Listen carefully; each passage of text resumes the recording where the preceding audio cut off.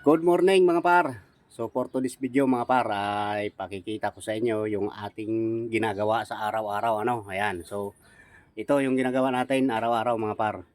Ang gumawa ng sidecar, ayan, yung mag-assemble ng sidecar, ayan. So patapos na bali 5 araw natin to tinitira ngayon. So buo na. Ayan. Ayan. Malapit na matapos mga par yung ating ginagawa. Pagkatapos niyan, balik sa una ulit, assemble ulit. Wala nang katapusan pag-assemble ng sidecar mga par. Ayan. Ayan. So medyo masilaw kasi nandoon yung araw. Ayan. Ayan, yan yung sidecar na ginagawa natin mga par. Ayan.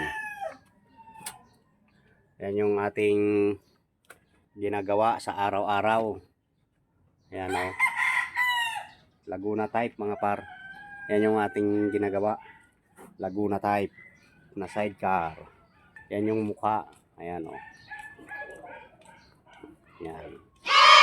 Tapos, ang design niya ito. Yan. Wow. Okay.